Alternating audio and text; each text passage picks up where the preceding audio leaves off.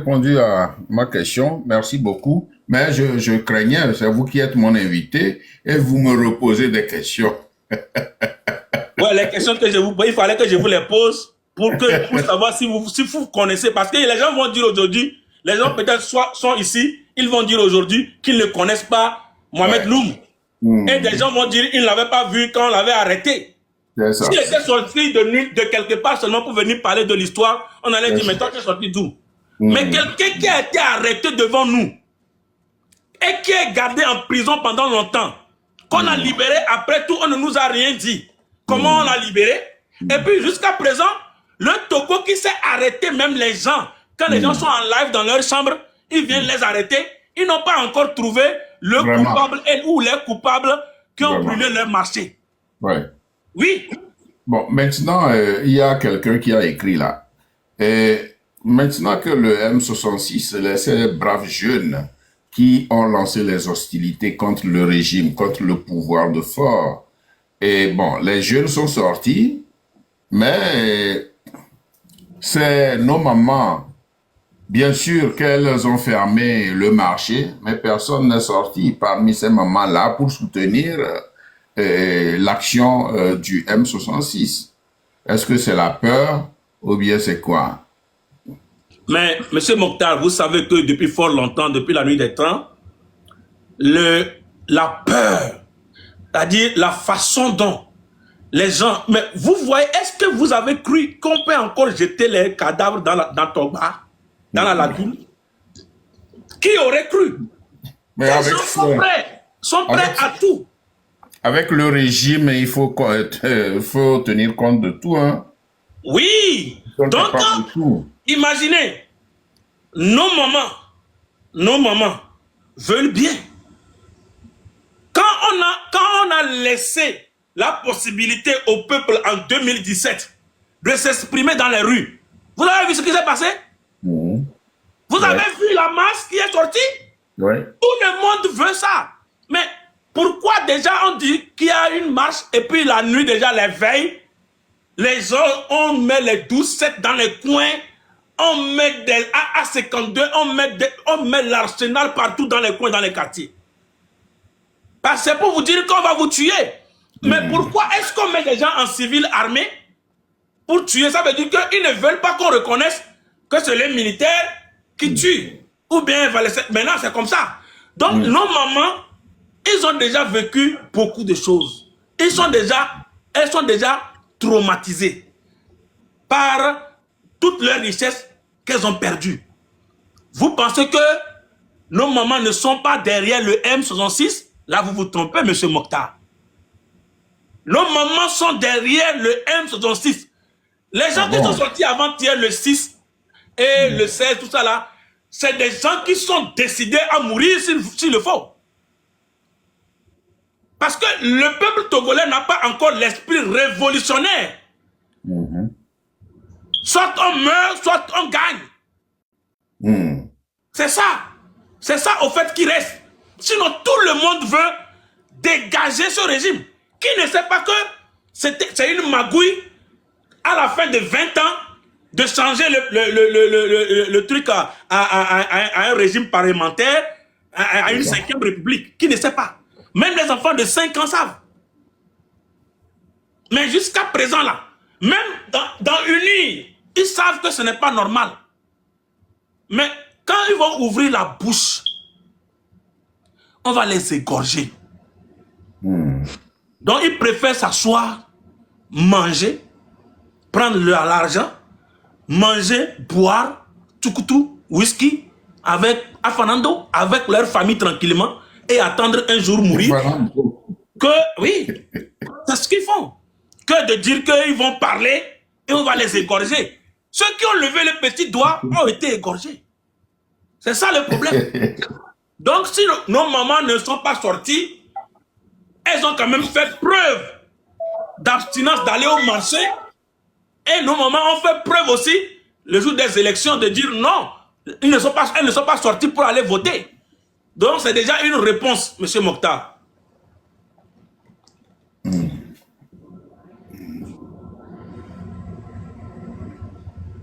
Merci, mon frère Kwasi. Bien, on va évoluer. Bien, le vendredi dernier, j'avais reçu sur ce plateau un responsable d'un mouvement très connu pour ses positions et ses analyses pertinentes sur la situation socio-politique au Togo et en Afrique. Donc, il s'agit du responsable du Moltra. Moltra est un mouvement très connu. Et il disait ceci, le responsable disait ceci, tant que le peuple ne se mettra pas debout et ne se lèvera pas comme un seul homme, ce régime ne pourra être chassé. L'armée ne pourra rien à cause d'un petit noyau qui a la même mise sur le matériel essentiel. Quand j'appelle matériel essentiel, vous comprenez le code. Donc, loin de vous pousser à rejeter du revers de la main l'analyse du responsable en question, vous, en tant que militaire qui connaissez bien le labyrinthe de ce régime, pensez-vous, vous autres, que cette armée est capable de sauver son peuple?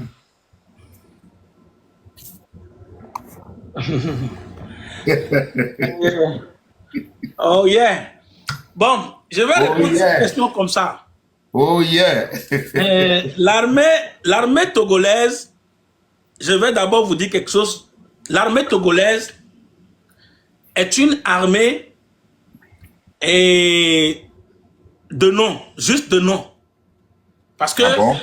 oui, juste de nom. Parce que l'armée togolaise, les Vous avez fait partie 98... de cette armée, hein? Pourquoi Oui, vous je dites vais vous dire quelque de chose. Mais non? pourquoi je suis sorti? Pourquoi j'ai quitté? J'ai quitté parce que l'armée n'a pas son pouvoir d'exercer librement ce que le peuple lui a confié. Parce que certaines personnes ont confisqué ce pouvoir et l'ont gardé avec eux. L'armée n'a pas le droit de parler. Les 99% des militaires togolais ne peuvent pas broncher. Ils sont là seulement pour obéir aux ordres des 1%. Donc vous aviez obéi aux ordres, sans broncher. Mais c'est ce que je ne voulais pas faire sans broncher que j'ai quitté. Je ne voulais pas obéir sans broncher, M. Mokhtar. Parce que je veux broncher. Je ne veux pas obéir. Je suis là pour défendre ma nation. C'est ça. Défendre mon peuple. Si c'est les terroristes qui sont là, les terroristes, je suis prêt à défendre, à mourir sur le champ de bataille, en défendant ma patrie, et qu'on mette le drapeau togolais sur mon cercueil. C'est une fierté pour moi. Mais je ne veux pas.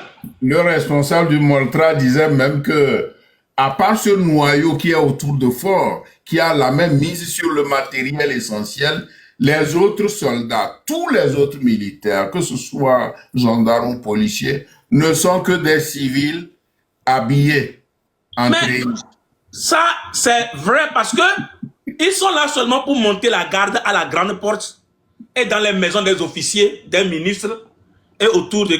Ils montent la garde et puis quand ils montent la garde là, dans ton chargeur là, il y a combien de munitions?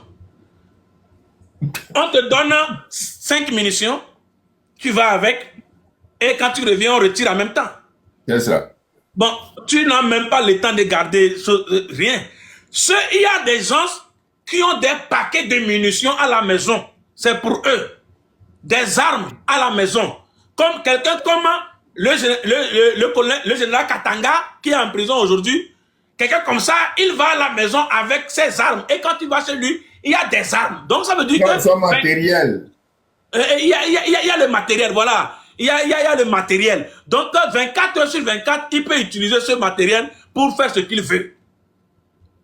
Donc, ce sont des gens comme ça qui sont autour de ce monsieur. Ça veut dire qu'ils rentrent à la maison avec leurs armes. Ils peuvent venir à tout moment. Ils rentrent à la maison avec le matériel. Ils peuvent revenir à tout moment. Donc c'est pour cela que d'autres ont peur. Si, je vous donne un exemple. Vous savez, demandez aux militaires, le colonel Madjoulba, on l'appelle Jack Bauer. Si on l'appelle Jack Bauer dans l'armée, ça veut dire qu'il n'y a aucune mission que lui peut échouer. Toutes les missions kamikazes, lui, il est dedans. Donc, vous parlez de qui? Du général Kandanga ou il y a de qui? Non, je parle du colonel Madjoulba, qui a été le colonel Madjoulba qui a été tué. Le feu Madjoulba, oui. Voilà, lui là, en tant que militaire, paix à son âme, en tant que militaire, quand on le sort devant toi, quand tu le vois, parce que moi, il était lieutenant, on était ensemble, il était lieutenant. Mais quand on le voit, quand tu le vois même, tu sais que lui, c'est un militaire. Si tu te prends, tu ne peux pas sortir. Donc, lui là, comme ça, pourquoi ils ont tué Madjoulba? C'est parce que Madjoulba a constaté à un moment donné que trop, c'est trop. Parce que quand les élections, autant les élections, il a vu comment les militaires, plus de 97% de l'armée congolaise ont voté en ce moment pour l'autre candidat. Ils n'ont pas voté pour Fort. Et en ce moment-là, les Togolais ont juste voté pour Agbeyome, juste pas parce qu'ils aimaient trop Agbeyome, mais les gens voulaient le changement. Et l'armée même a voté pour lui. Donc, lui, il avait vu clair dans les choses. Donc, quand il a voulu lever le doigt pour dire que vraiment ça, il a seulement parlé à un frère à lui, à qui il considérait comme un frère qui est de son village. Et c'est là qu'il est devenu personne non grata. C'est comme ça qu'on l'a tué. Donc, l'armée, un militaire comme Madjoulba tombe. Et ils l'ont déjà. Un militaire comme Madjoulba tombe. Ils ont voulu le déjà avec un poignard. Mais comme il était fort, il a lutté avec la personne. Et ils étaient obligés, et c'était même pas une seule personne, et l'autre était obligé de lui mettre le truc sur la tête, le PA sur la tête.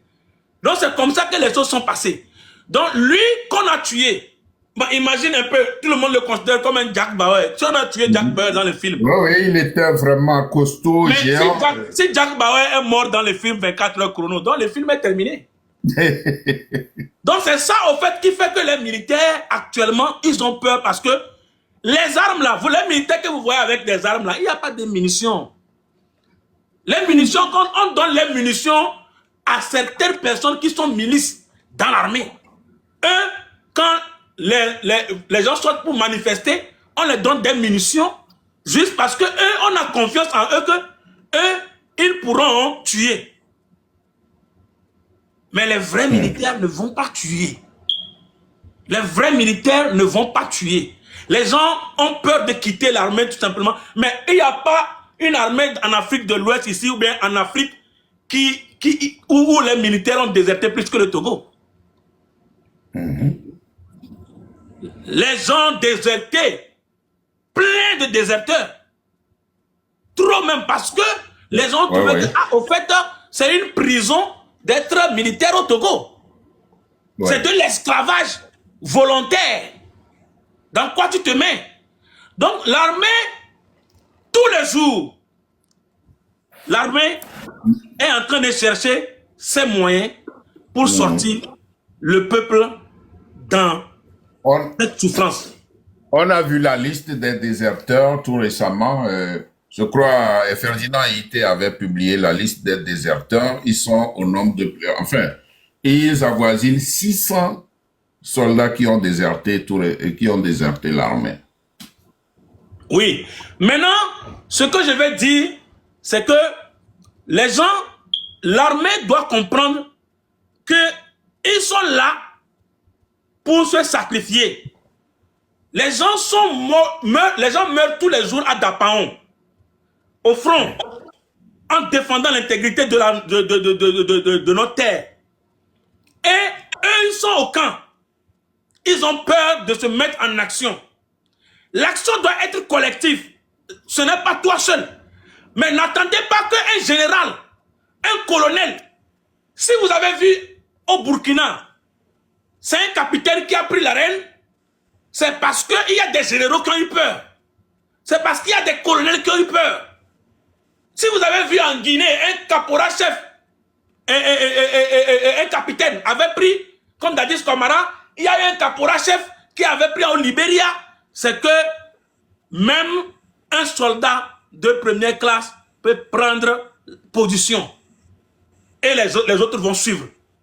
Quand il y a eu le coup d'État au Burkina, les généraux, les colonels, tout ça là sont assis, mais ils ont dit que Ibé n'a qu'à prendre le pouvoir. Parce que c'est lui qui a accepté de donner sa vie pour ce coup d'État. Et les autres ont suivi. Un capitaine, un lieutenant doit se lever. Parce que la mort, on ne meurt qu'une seule fois. Je ne suis plus dans l'armée aujourd'hui. Je ne veux pas le dire, mais si moi, Joe Kwasi, j'étais encore dans l'armée, soit je mourrais, soit un matin je tirais pour libérer ce peuple. Oui, mais ce n'est pas encore fini. Ce n'est pas encore tard. Il faut que les gens comprennent que comme nous savons maintenant que nous avons affaire à des criminels, nous aussi, nous allons commencer par la violence parce que le seul langage que ce régime comprend, c'est le langage de la violence. Et c'est comme ça qu'ils nous ont maintenus dans la peur durant longtemps. Nous n'allons pas mourir dans la peur. Il faut quand même être courageux. Donc l'armée togolaise doit comprendre qu'actuellement là, oui, nous savons que le peuple doit sortir. Oui, le peuple doit sortir. Mais le peuple l'a déjà fait une fois. En 2017, sans blague. Maintenant là, si le peuple ne sort pas parce qu'ils ont peur d'être tués, mettez-vous à l'action. Vous devez sauver votre peuple parce que le peuple vous a donné le pouvoir et c'est vous qui avez perdu ce pouvoir en laissant ce pouvoir à certains individus de maltraiter le peuple. Donc maintenant, il est temps que vous vous levez pour retirer ce que le peuple vous a donné. Si je te confie quelque chose et tu laisses qu'on vole la chose, automatiquement, il faut savoir que moi, automatiquement, il faut savoir que je vais réclamer ma chose auprès de toi. Oui.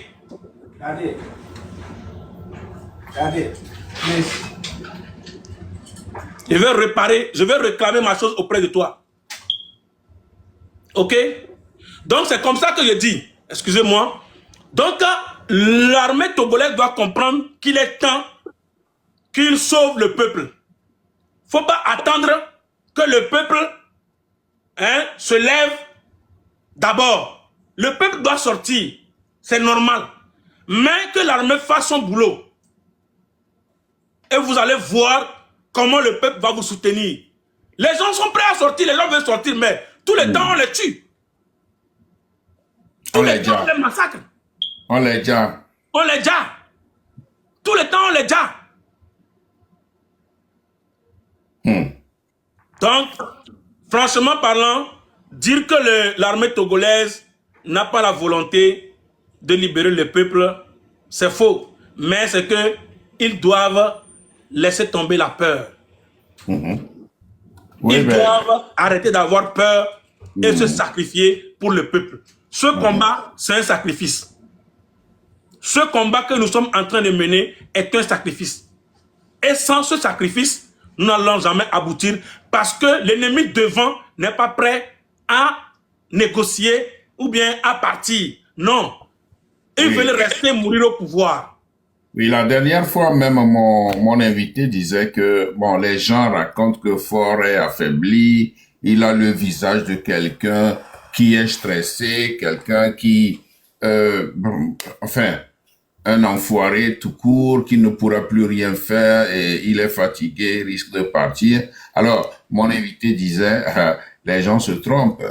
Faure, le régime de Faure a des racines très profondes que les gens ne regarde pas le visage de Faure pour dire que bon, c'est fini pour lui. Si on ne fait rien, on le voit, on dit que bon, à lire son visage, c'est quelqu'un qui est terminé, il a des soucis, il a du stress, il risque de fuir le pays.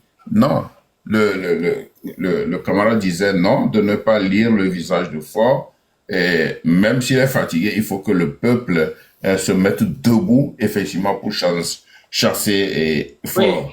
Oui. Et donc, c'est la même chose que vous dites en parlant de l'armée qui doit prendre sa responsabilité vis-à-vis du peuple et que le peuple va soutenir.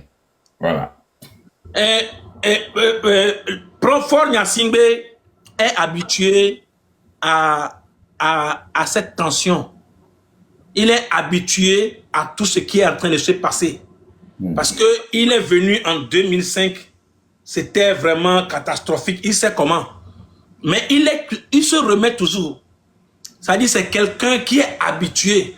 Quand vous voyez la personne de Faure Gnassingbé, c'est-à-dire c'est parce que vous le regardez seulement que vous voyez un président qui est de passage, mais au fond, la personne de Faure Gnassingbé, vous ne la connaissez pas. Il se fait update. Il s'actualise. Update all the time. You know, that's the word. C'est ça, c'est le mot même ça. C'est-à-dire, il fait tout et tout pour reprendre. Vous voyez comme ça qu'il est fatigué, il est en train de reprendre, il va reprendre. C'est-à-dire que lui seulement, tout ce qu'il veut, c'est que le plan qu'il a tracé marche. Le premier plan, c'est quoi? Qu'on puisse faire passer de 4e République en 5e République. Hein, là, ok, d'accord. C'était chaud, mais ça a marché. Maintenant, le deuxième plan, c'est les élections qui vont maintenant le légaliser, lui. Ok, voilà. Oh, les élections, ils ont parlé, mais ok, ça a marché. Le troisième plan, c'est de faire venir maintenant un président étranger, comme Diomaye Faye est venu avant-hier, pour légitimer lui, pour dire que non, qu'il est président. Non. Et chaque jour, le gars feinte. Il feinte parce qu'il sait qu'il y a les gens dans l'armée qui sont prêts à le descendre. Donc, même pour l'arrêt dans son bureau, quand lui veut aller au bureau, dans ces moments-ci, il y a beaucoup de gens qu'on dégage avant que Faure n'aille au bureau.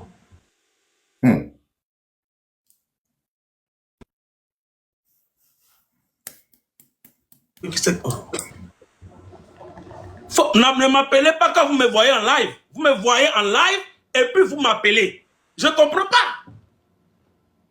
Je ne comprends pas. Bon, ok. Donc, quand vous le voyez, quand vous voyez le monsieur, ne pensez pas que il est atteint. Non, il sera atteint quand on va le ligoter. Le jour où on va l'arrêter, c'est le jour-là qu'il sera atteint. Lui, chaque jour, il feinte. Vous voyez, pourquoi est-ce que dans son propre village, je le disais, les militaires sont autour de lui, même quand il veut saluer les gens, quelqu'un est derrière lui comme ça, nez à nez. Parce que ils savent que ça peut changer à tout moment. Même ces gars-là, les gars du corps de Faure, on les permet tout le temps. On les surprend tout le temps.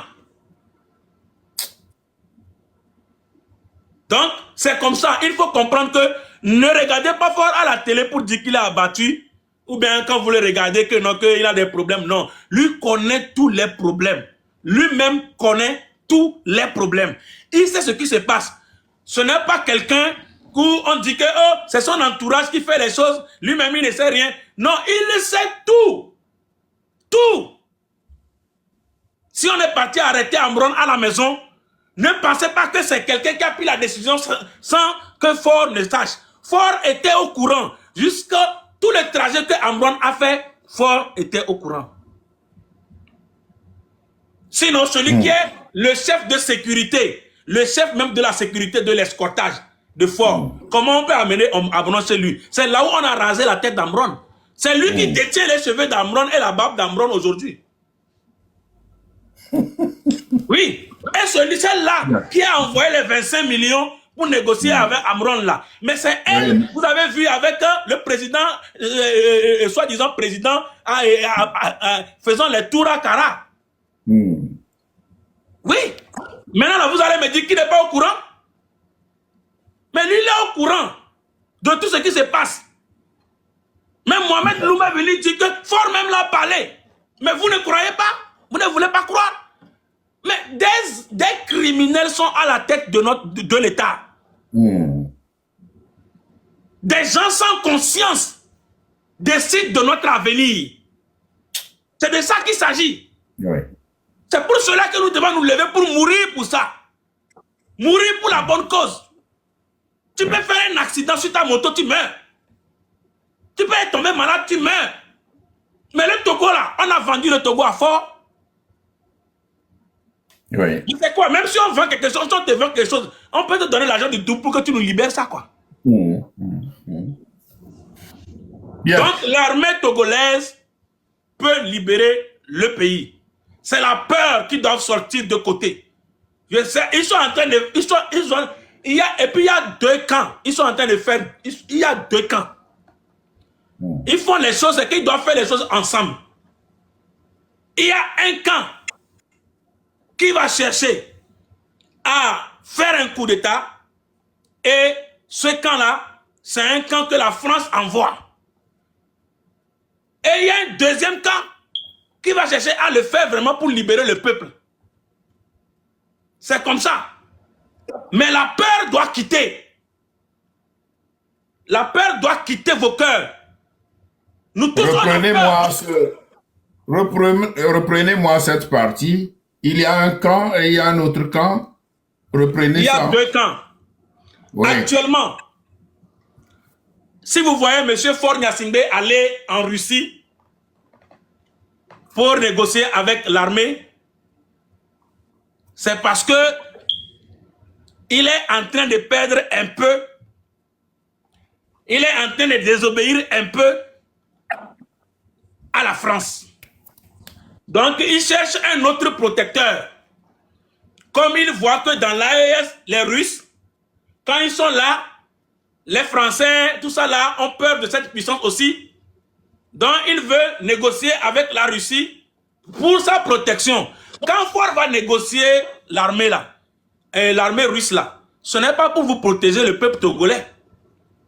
C'est pour protéger sa personne contre la France qui est en train de lui quitter. Actuellement, ils sont toujours ensemble parce que la France continue par prendre son argent auprès de lui. Les bénéfices sont auprès de lui, mais il sait que on veut le changer maintenant. Parce que les Français, ils tiennent compte de comment le peuple te vomit. Ils tiennent compte de ça. Maintenant, ils cherchent quelqu'un comme Mamadou Doumbouya pour remplacer le gars et continuer par manger même plus qu'avant. Le peuple doit être prêt pour ça. Quand il y aura un coup d'État. Prêt ou vigilant? Vigilant pour ça. Quand il y aura un coup d'État et que vous voyez des individus aller sortir Katanga dans la prison pour devenir président, vous devez vous lever pour manifester, dire non. Le peuple même va choisir celui qui va faire la transition. C'est comme ça. Ça, je vous le dis, de source sûre. Donc, vous devez être prêts pour ça. Le peuple doit être prêt, très vigilant pour ça. Parce que nous ne voulons pas vendre le sorcier pour acheter le voleur. Monsieur Joe Kwasi, vous avez dit de sources sûres. Est-ce que vous êtes sûr de ce que vous dites? Parce que les gens nous écoutent. Vous, Monsieur Mokhtar, Monsieur Mokhtar, le Togolais, c'est quelqu'un, même si tu lui dis les choses, il va te dire, il ne va pas croire. Parce que je comprends comment les gens ne croient pas ce que Mohamed Loum dit. Donc comment on ne peut pas ouvrir le corps de quelqu'un pour mettre ça dedans? Donc c'est comme ça. Moi je l'ai dit. Je l'ai dit. Et j'assume ça. C'est moi j'ai dit. Dans ce live. Voilà. Que le peuple actuellement là, que le peuple soit prêt, que le peuple soit vigilant. Ne nous laissons plus bénir. C'est tout ce que j'ai dit. Donc l'armée doit faire son boulot. Parce que la peur qu'on a instaurée en vous là, les civils peuvent avoir peur, mais vous les militaires, vous ne devez pas avoir peur. L'armée n'est pas un gagne-pain. c'est un sacerdoce. L'armée est plutôt un sacerdoce. C'est cela qui fait la noblesse du métier de l'arme. Vous devez défendre votre nation. Vous devez être prêt à faire ce que les civils ne peuvent pas faire. Oui, mon cher Joe Kwasi, de hauts gradés de l'armée se sont déjà à maintes reprises exprimés sur ce plateau, dans mon live, et en envoyant des messages clairs et pathétiques à cette armée. Sans doute que vous aussi, vous avez un message à vos frères de même métier, n'est-ce pas? Peut-être que votre voix pourrait être entendue. Et à part cela, quelle méthode doit utiliser afin de faire plier le régime de Lomé? La méthode qu'il faut utiliser du côté de vraiment le peuple, il faut que le peuple fasse un sacrifice. Refusez de prendre l'argent qu'on vous donne, que le régime vous donne. Il est temps de refuser de tous les secteurs. Par exemple, déjà, les artistes qui vont prester. Nous revenons sur ça. C'est comme ça qu'on peut... Parce que le régime a deux méthodes pour anéantir la population, le peuple. C'est soit la corruption, soit la violence.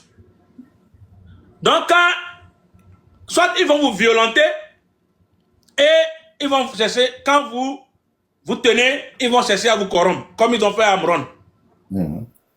Soit ils vont chercher à vous corrompre et quand vous refusez, ils vont chercher à vous violenter. Donc, il faut trouver les moyens pour affronter cette violence. Et maintenant, refuser d'être corrompu. Et puis, ils sont tombés. Parce que à part l'argent, à part la corruption et la violence, comment est-ce que ces gens-là arrivent à nous maintenir dans la pauvreté? Dites-moi, à part vous donner de l'argent pour que vous deveniez un faux journaliste sur les réseaux, pour que vous critiquez comme des sourds-muets, à part vous donner de l'argent, comme eux-mêmes vous ont affamé, maintenant ils viennent vous donner de l'argent pour que vous puissiez, c'est-à-dire aller salir vos frères pour manger seulement pour une semaine, 2 semaines. Maintenant, quand vous luttez pour eux, quand ils sont assis, ils ne vous donnent rien après. Même s'ils vous donnent, le jour où il y aura un problème, vous devez répondre à vos problèmes comme Katanga a répondu. Comme tous les autres ont répondu. Vous allez répondre tout comme si lui ne savait rien. Vous allez me dire que tout ce que Katanga faisait là, Fort n'était pas au courant. Si. Alors, pourquoi il se retrouve seul en prison? Pourquoi il se retrouve seul en prison? Donc les officiers qui sont là-bas, ce que vous faites là, vous ne pouvez pas être plus fort que Katanga. Vous ne pouvez pas faire mieux que Katanga. On a vu les Tidjani, ce qu'ils sont devenus. Oui. On a vu les Nanga Zakari. Les gens qui les ont plantés là-bas, qui ont planté Fort Mansibé là-bas, on a vu ce qu'ils sont devenus. Donc qu'est-ce que vous voulez? Qu'est-ce que vous pensez? Vous pensez que vous, qui êtes là en train de torturer les Togolais là, vous pensez qu'après tout, Fort va céder le siège pour vous mettre sur son fauteuil? Jamais. Il est temps d'arrêter de dire que c'est non. Vous ne voulez pas être président? Bon, comme Barké, lui là, ses enfants ne peuvent pas aussi être président un jour, mais vous ne voulez pas donner la chance à vos enfants aussi de devenir président? Mais si le président là qui est là est en train de construire, transformer notre pays, ce que son père n'a pas fait, il est venu faire. Mais qui va parler?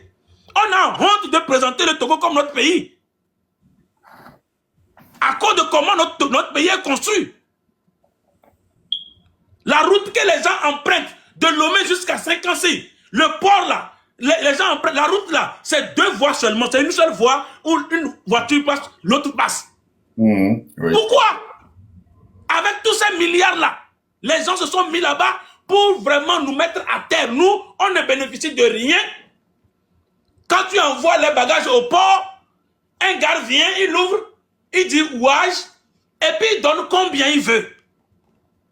Vous payez 8 millions. Oh non, pardon. Oh, jusqu'à tu vas aller le voir derrière, et lui-même, il prend 3 millions, ça ne rentre pas à la caisse, et puis il donne l'ordre, et puis tu sors ton truc. C'est ce qui se passe. Il vient et on te dit, vous payez 9 millions. Quand on voit que toi, tu ne regardes pas comme ils veulent, on te fait payer une somme où tu vas abandonner même ton conteneur. Après, c'est pour eux le conteneur. On voit une voiture de luxe que tu as amenée, on te regarde, bon, si tu as pu amener ça, alors qu'une voiture de 2025 ne rejette pas de fumée, ne salit pas, ne pollue pas l'air. Donc normalement, la douane devait être moins parce que ça ne pollue pas l'air, comme les autres pays. Mais on te dit, mais tu as trouvé l'argent pour payer ça, c'est que tu dois payer, mais on te fait payer des millions, proches même du prix de la voiture. Et personne ne doit parler. Si le monsieur là a ouvert la bouche pour parler, toi tu n'oseras pas parler. Et c'est comme ça que les gens sont découragés. Ils ne veulent plus envoyer les bagages. Ils veulent que les gens meurent au port. Et moi, j'étais au port avant de quitter le Togo. Aujourd'hui, le port qui donnait à manger à des millions de Togolais, aujourd'hui, ils sont devenus des gens qui souffrent. Ils errent à Lomé. Tout le monde, ça ne va pas. Pourquoi? Donc, nous devons nous lever. Que ce soit le peuple et l'armée, nous allons nous lever pour combattre. Oui. Merci. Je crois que je suis en train d'aller vers la fin de mon live, mais vous avez parlé de la France. Pensez-vous que la France est-elle toujours un soutien stratégique pour le régime du Togo? Mais vous n'oublierez pas l'accord signé tout récemment, l'accord militaire signé tout récemment entre le Togo et la Russie. Bon, ce que je ne comprends pas, le Togo est ami à la France, on le sait depuis longtemps. Et maintenant, il y a eu signature d'un accord militaire entre la Russie et le Togo. Bon, quel jeu joue fort entre ces deux puissances? Quel jeu joue-t-il au fait? Déjà, vous savez, tout le monde sait sur le plan mondial que la France et la Russie, ça ne colle pas. Du côté diplomatique, vous savez qu'entre la France et la Russie, ça ne colle pas. Donc si un individu qui est couvert par la France se lève pour aller signer un accord militaire avec la Russie, vous devez comprendre que le divorce est en train de se consommer. C'est ce que je viens de vous dire. Vous devez comprendre que le divorce est en train de se consommer. Si on peut couper RFI au Togo, couper les trucs, les médias français au Togo, c'est qu'il y a quelque chose. France 24. Donc, vous savez que ces médias-là, ce sont des médias qui alimentent la France. Oui. Donc, qui dit non à RFI, c'est comme tu as dit non à la France. Donc, tout ça là, on sait. Donc, le divorce est en train de se consommer, mais actuellement, c'est comme deux personnes qui se sont déjà mariées, qui sont toujours dans une même maison, qui pensent à divorcer, mais savent qu'ils ont des choses en commun, qui continuent quand même par utiliser ces choses en commun. C'est comme la France continue par prendre sa part auprès du Togo. Oui. Fort continue, c'est un bon élève qui paye bien ses dettes. Il paye bien. De ce côté, il paye bien. Donc actuellement, l'accord militaire avec la Russie, il sait déjà ce qu'il attend. C'est pourquoi il cherche la Russie, il fait un accord militaire avec la Russie, pas pour protéger le Togo ou bien élever le niveau militaire togolais, mais c'est juste pour sa sécurité. Est-ce que Fort est troublé? Est-ce que la position du M66 fait courir fort dans tous les sens parce qu'on le voit vers les États-Unis, on le voit vers l'Ukraine, on le voit partout. Oui, monsieur Mokhtar, je vous ai dit ça au début, que c'est le M66 qui va faire tomber Fort Gnassingbé. Je vous ai dit ça parce que c'est la jeunesse même qui s'est levée. Et je vous ai posé la question, vous pensez que sans le M66, Ambron serait libéré? Vous avez vu la rapidité avec laquelle on a libéré Ambron? Ouais. Il y a, comment il s'appelle encore, Atisso, ou bien comment on l'appelle encore, il y a Afesio, qui est toujours en prison. Oui. Il y a des gens, ils ont pris Folis Ativi avant-hier encore. Il y a les Omolou. Il y a les Omolou qui sont là-bas. Mais quand le M66 s'est levé, le M66 a dit libérer Amron. Mais Amron est libéré. Ouais. C'est ce que je vous dis. Donc, ce que le M66 va réclamer, cela va se donner tôt ou tard. Et moi, je vous dis que Fort Gnassingbé n'ira pas jusqu'en 2026. 2025, là, vous qui êtes là-bas, là, soyez sûr que 2025, là, c'est fini. Et pourquoi tout le monde dit ça? Sur quoi les gens sont sûrs pour dire que 2025, c'est la fin du régime de Fort? C'est 20 ans. C'est 20 ans et pas plus. 2005, 2025. C'est 20 ans et pas plus. Parce que c'est tout à fait normal. Parce que, pourquoi, il faut d'abord poser la question, pourquoi toutes ces années, c'est en 2025 que le M66 a vu le jour? Pourquoi toutes ces années? C'est son anniversaire de 2025